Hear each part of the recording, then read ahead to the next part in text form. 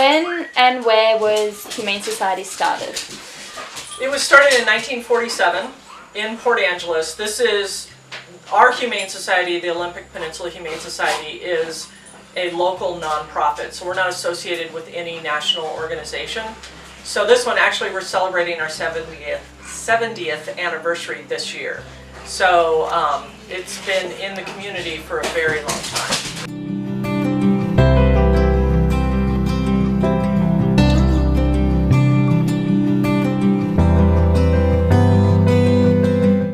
Our old facility was very small. We had been in it 60 years, so it was small, cramped, smelly. We couldn't expand programs like we wanted to, so coming out here where we have 9 acres, we have a brand new building called the Bark House that we have for the dogs, and then we've utilized some existing buildings for cats and administration. It's worked beautifully, and you know, we just feel so fortunate to be, you know, here in a great space. You know, there's walking trails back in the trees where people can take dogs out for a walk, and it's great for people, it's great for the animals. We do. We really count on our donations. That's what helps keep us going, and we have a lot of local people that donate on a regular basis, and then we also do mailings, you know, several times a year and get additional funds through that. But yeah, we rely a lot on donations, and they are tax deductible. We take in any domestic animal, so no wildlife at all, but typically the majority of our animals are dogs, cats. We also have had birds and snakes and fish and lizards, hamsters, gerbils, guinea pigs, chickens. We had a goat not too long ago, so pretty much anything you can think of that's not a wild animal we've taken in. If they are behaviorally and medically okay, then yeah, we adopt them out. Yeah.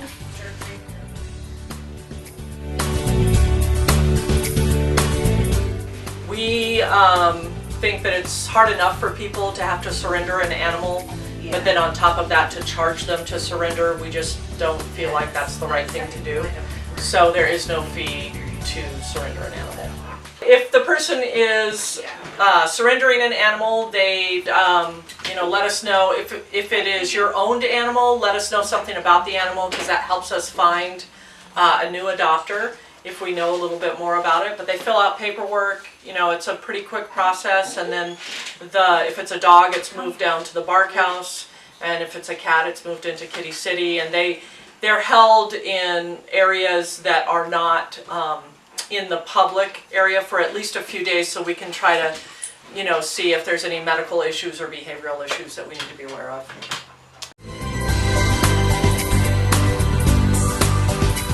We often transfer animals to other shelters or humane societies in more populated areas, because we're pretty remote where we are.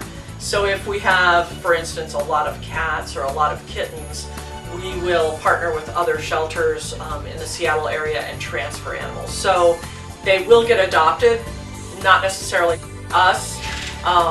And like I said, not everything is adoptable that comes in, but the vast majority are. We encourage people to call.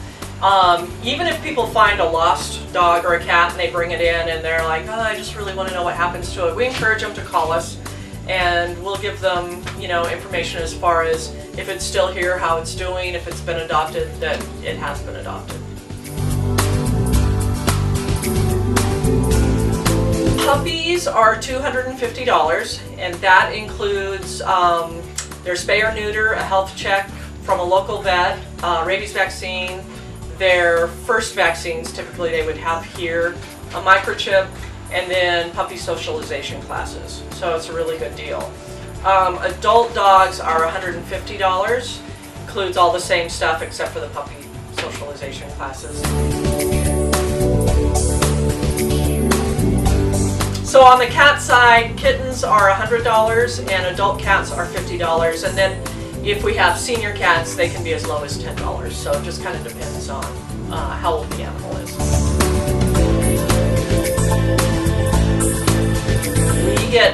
lots of donations every week, every day we get something, and yeah, we appreciate it. And I tell people all the time, you know, the things that you use in your home, paper towels and bleach and laundry, detergent, things like that, we use 3 or 4 times as much here. So pretty much anything you can think of. Blankets, we go through a ton of them, toys, treats, all of that. We have a lot of shelters that we partner with, and specific rescues that we partner with. We partner with Kitsap Humane Society, Riverdale, the Seattle Humane Society. There's a group called NOAA, which just takes in animals from shelters and adopts them out. Old Dog Haven specializes in old dogs.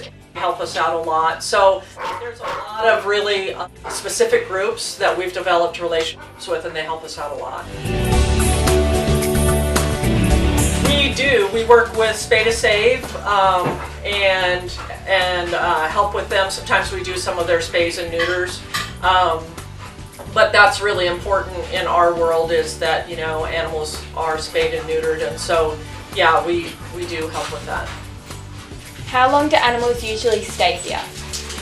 I don't know what our average length of stay is, but it, you know, if it's a healthy dog or cat that is pretty well socialized and, you know, doesn't have a lot of issues as far as behavior or medical issues, they will stay here a week or 2 maybe.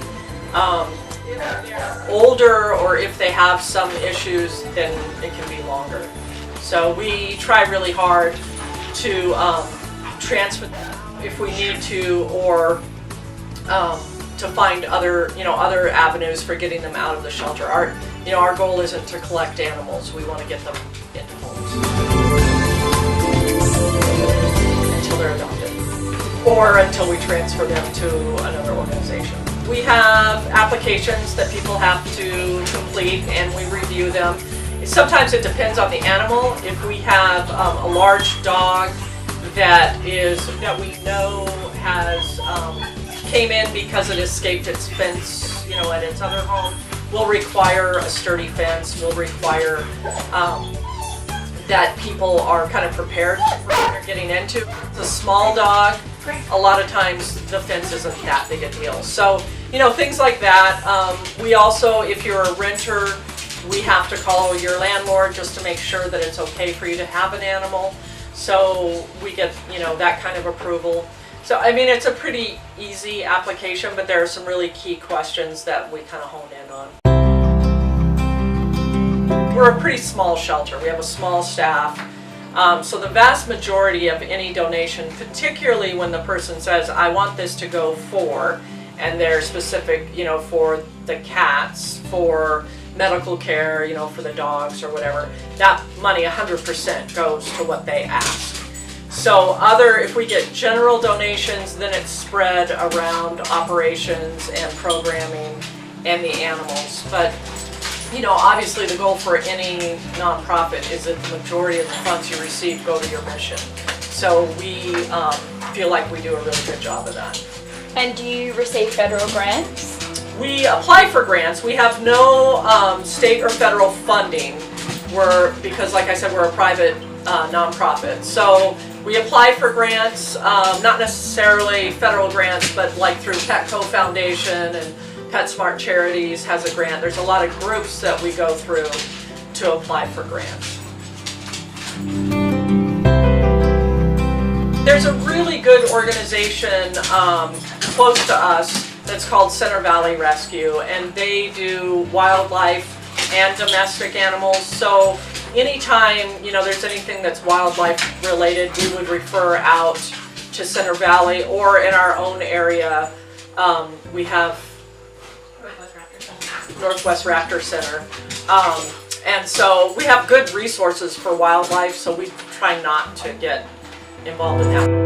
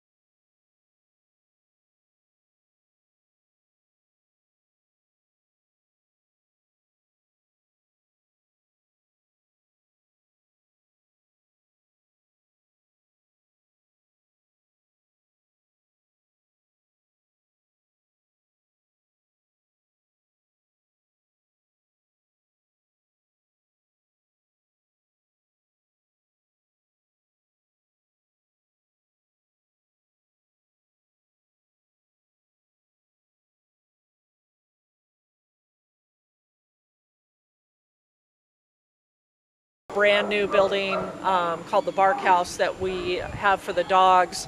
And then we've utilized some existing buildings for cats and administration. It's worked beautifully, and we just feel so fortunate to be here in a great space. There's walking trails back in the trees where people can take dogs out for a walk, and it's great for people, it's great for the animals. What new programs have you got going on? Well, one of the things that we're really proud of is we've made some connections with ASPCA down in Stockton, California. A lot of the shelters in that area are really high-kill shelters because they just have such volume they can't manage. And we have been able to bring in puppies and adult dogs and adopt them out easily up here. And those are dogs that were on the list to be euthanized. So there was really no doubt they were going to be euthanized. And it's cool for us because there's no cost to us to bring them here. The volunteers either fly them up here or drive them up here. And all of the spay, neuter, vaccines, all of those things are done. So, they come to us pretty much ready to be adopted, and then we're able to keep the adoption fee. So, we're saving those lives. We're meeting a need in our area, and we just feel like it's a really cool thing. We'll always have our first priority as the people and the pets of Clallam County, because that's where we are. But when we have space, we'll reach out to, like I said, Southern California and bring animals in. We've also worked with a group out of Florida, and I guess there's an abundance of hounds down in Florida, and there's a rescue group called Swamp Haven Rescue, and they pull those hounds out of the shelters, and we've had about 13 hounds come up here. They've all been adopted, and they're literally driven cross country from Florida. They're driven by volunteers all the way up here. So it's cool to be able to do stuff like that and to feel like, we're really able to have an impact on animals that were certainly going to be euthanized. It wasn't like, well, they might. They were on the list to go. So it's very cool. How many adoptions roughly do you have a day? A day, it probably averages out to like 4 a day. Some days are much busier than others, but I would say 4-ish. We take in about 1,500 animals a year. And so, of those, we adopt out a fairly high percentage of them or transfer out. There's all different avenues to get them out of this environment, out of a shelter environment, and into a home or into a rescue, and someplace where they're going to be adopted. How many cats and dogs do you have on the premises currently? Currently I think we have 33 dogs right now, which does not include 14 puppies that are in foster care. And cats, we have 65 last I saw. It's funny because that can change. I went out and ran some errands, and we could have taken in 3 dogs and 10 cats, who knows, because it's like that. Yesterday we took in 3 dogs in a half hour. You just never ever know what a day's going to bring. What kind of fundraising events do you host? The biggest event that we do, we actually just held it 2 weeks ago. It's called Meowgaritas and Mutts. And we just had the 5th anniversary of that event, and we raised a little over $130,000. So that is like our signature event. It's a big dinner auction. It's really fun. People have a great time. And then throughout the year we do smaller events. We do adoption events at areas in town, and we'll get involved with groups that want to raise money for us. Those are my favorite things, people that want to do all the work and give us money. That's always cool. So yeah, we do, like I said, lots of smaller events, but the big event for us is Meowgaritas and Mutts. How do you become a foster? Foster the cats and dogs. We have a real need for foster volunteers, and those, particularly during kitten season, when we start getting in lots and lots of kittens, and it's typically better to get them out of the shelter and into a home environment when they're tiny, so that they're not exposed to any illness.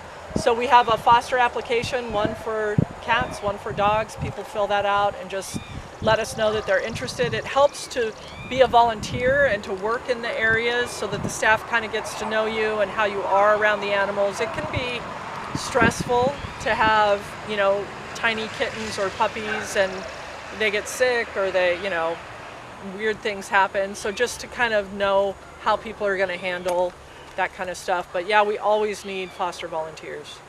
Cool. Any other additional things you want to mention? I can't think.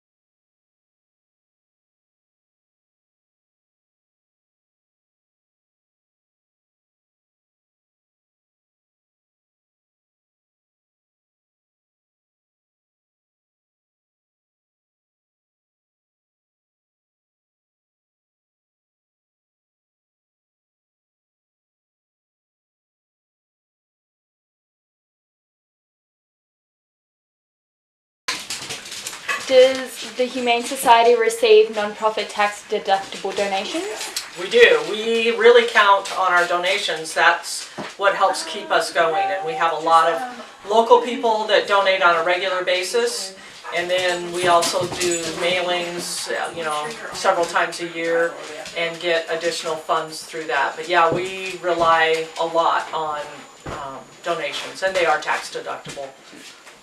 What type of animals do you guys take in?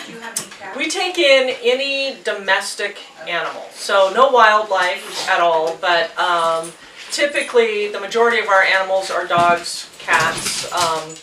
We also have had birds and snakes and fish and lizards, hamsters, gerbils, guinea pigs, chickens. We had a goat not too long ago, so pretty much anything you can think of that's not a wild animal we've taken in. And they're all adoptable, are they? They are, yeah. If they are behaviorally and medically okay, then yeah, we adopt them out. Yeah.